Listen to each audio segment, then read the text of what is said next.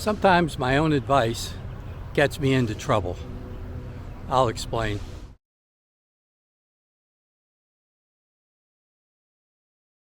Recently I had a subscriber of mine who I help out every once in a while, who used to participate in my monthly photo of the month videos, Cindy. And she was relatively new. She had gotten a new camera, new lens, and she was looking for some ideas on what to photograph.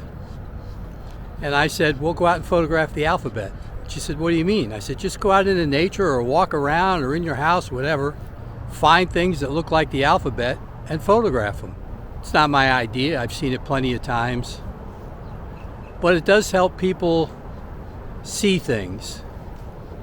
And I would suggest that to you. So she got back to me recently and said, you know, it's really not that easy to go and find these things. And I said, well, if it was easy, I wouldn't have given it to you, right? But it is possible. So she put the challenge back on me and said, okay, smarty pants, if you think it's so easy, which I never said it was that easy, I just said it could be done. She said, well, then you go do it. So I'm out doing it. I think some of the easier letters to find in nature are a Y and a V. You can find them in trees pretty easily. Not the greatest version of a V, but a V. You might also find a V in a bird's wings when they fly away. You know you're getting older when too many of the people that you speak about have passed on. But I had a friend years ago, Dick Z8II, who taught photography. Dick was one of the nicest gentlemen you'll ever want to meet in your life. And if you knew Dick, I'm sure you would agree. The man never had a bad word, even an off-color word, about anyone in his life, I don't think. I know he never did around me. I was fortunate enough to take a couple of his classes. And he would preach on how you look for the small things.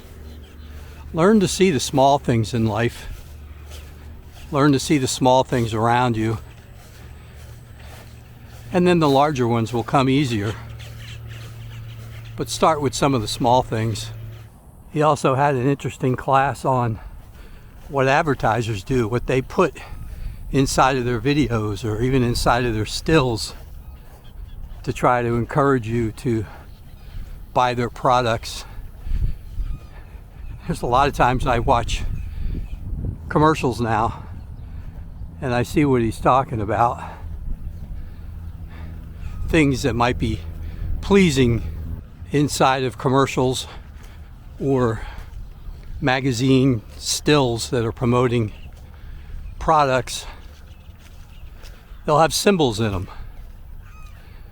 And if you knew Dr. Z8II, a lot of times he would talk about how they would put sexual content inside of stills, and they do, to try and make it more pleasing. So it's kind of interesting, but the point to all of it was to learn how, or to teach you how to see things, how to really look and see things.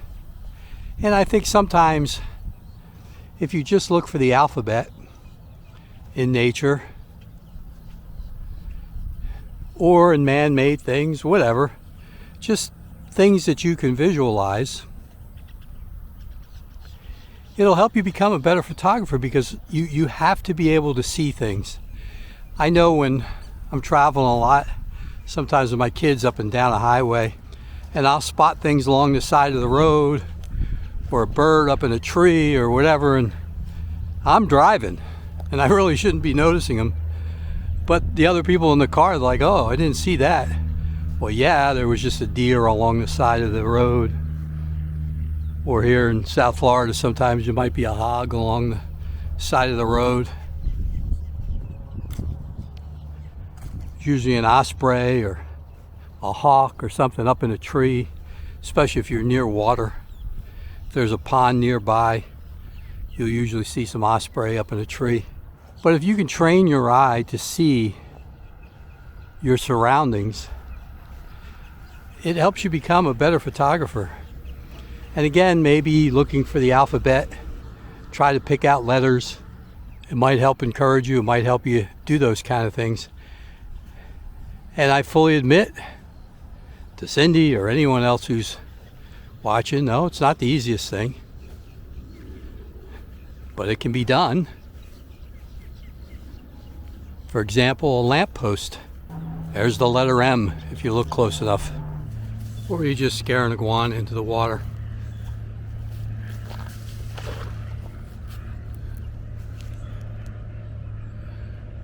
There he goes swimming away. How about an O in the side of the tree? Ooh, a creaky tree talking back to me.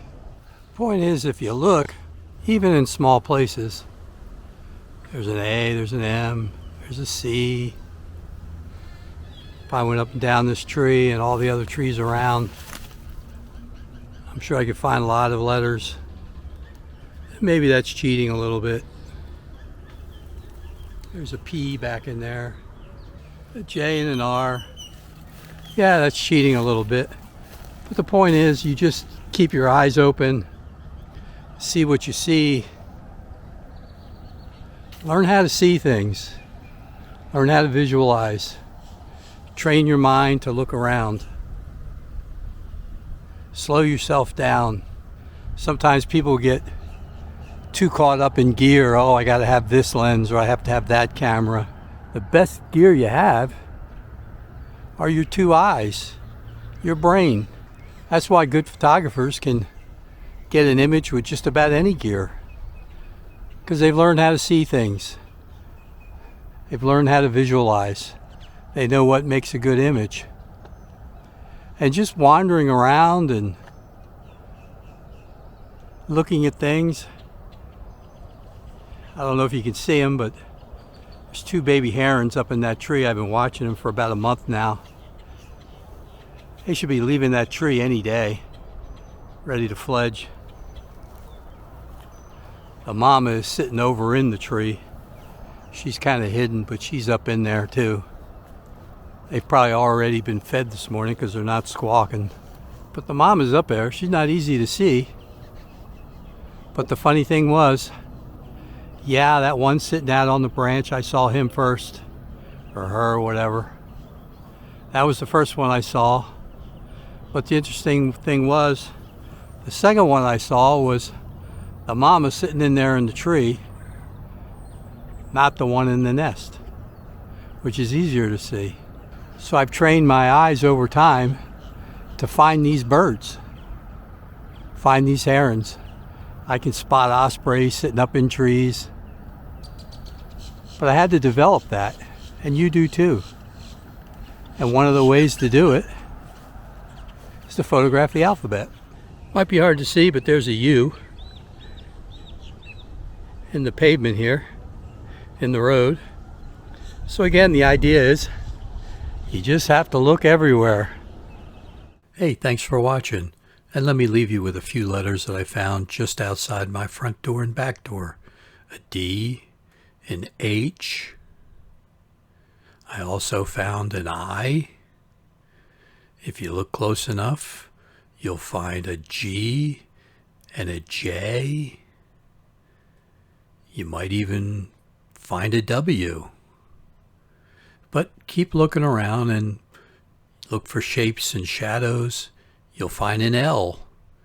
And let me leave you with this last one. If you look close enough, you'll find several letters. You'll find a V, you'll find an X, and you just might even find an H if you look hard enough.